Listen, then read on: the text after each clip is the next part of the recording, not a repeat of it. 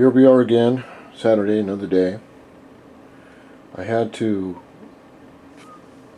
check my toolbox here, and I thought I had a torque wrench that would work for putting the bolts, the crankcase bolts together. I didn't have one, so it gave me a really good excuse to go buy one. I've never really bought one before. So what I did when I was down at the auto parts store, I got myself a feeler gauge right here for doing the tappet work on the heads and valves right there. These are always good to have. It's a little telescopic mirror. You can put this down between engine parts, say like down in here or somewhere. When you'll drop some bolt and it won't hit the floor, and it lodges in the most impossible place that will never come out. It's one-of-a-kind bolt, special made in Spain by a Ferrari company subsidiary, and no one has them in stock, and you need it right now. Then what I got was I found these little tiny clamps, and I thought they're really cool. They'll come in handy for something, I know it. Remember, if you're a mechanic, you can never have too big of a toolbox.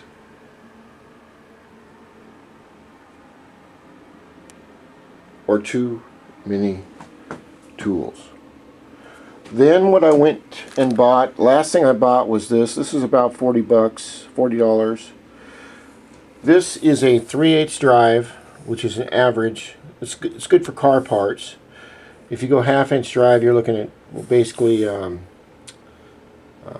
big trucks, things like that. But this goes from 10 pounds to 80 pounds, or 120 to 960 inch pounds. I don't know why it says that. But I'm going to show you how this works and how it's supposed to be done with the putting the crankcase together and all the rest of the other parts.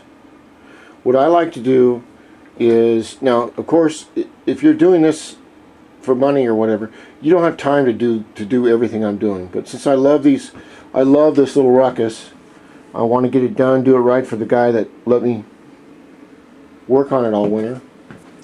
I'm going to go, and I took all my bolts out of the crankcase bag, and I found an extra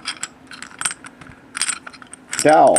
These are the stainless steel dowels that I was talking about in the other video, which there is one right here in that case, and there's one on this case. But this came out of the crankcase bag, and I'm not sure where it goes, because it doesn't show any place where it goes. So I'm going to put that back in there. I'm going to take my simple green. You can tell how cold it is out here. I went to go and spray this. Look at that. You know what that is? Well, I'll tell you what. It's not sunshine. It's fucking ice. It's that cold out here. And I would say it says 40 degrees. And what does it say in metric? 4.9 degrees in metric. You know what? I like Fahrenheit better. Sounds better. Come on, switch. Piece of shit. So then we take a look outside here. And that's what it looks like outside my shop. It's snowing, or a lot of snow. Nice little abandoned house next door. Been there like that way for 4 years. Great economy we have. And of course all my really nice windows in the back of my house. I have no windows in the front, but I have them in the back so I can look out on my estate. Yeah, right. But it's kind of nice and warm in here. I got the heater on. Got a little bit of ice on the floor. Got some parts for my Dio. And we're going to put this together. What I've done, I put the sealing right here, and what they say on the seal is you're supposed to put a little bit of oil around the outside. What I did is I put a little bit of Moto Seal around the bottom part right here. You can see on the other side right there, and you can do that if you want on that. I'm going to clean the bolts up a little bit. Just to, you know, I got everything else clean. I might as well clean these up just a little bit, make it look, do the job right. And what, for some reason, Honda suggests this, and I've never seen this done before, but that's what they suggest, that's what I'll do. What I have is I bought some for this job, 1040 weight, and this is a mineral 4T engine oil, which means it's just your standard run-of-the-mill 1040 regular non-synthetic oil. It has to be non-synthetic, and I'll tell you why. First thing is, Honda recommends that you use non-synthetic. Secondly, and most importantly, is when breaking in an engine and the piston down in here, the piston rings rub against the case, and they basically slightly wear into the case, and the case slightly wears into the ring, which causes a better seal, greater sealing, and better combustion.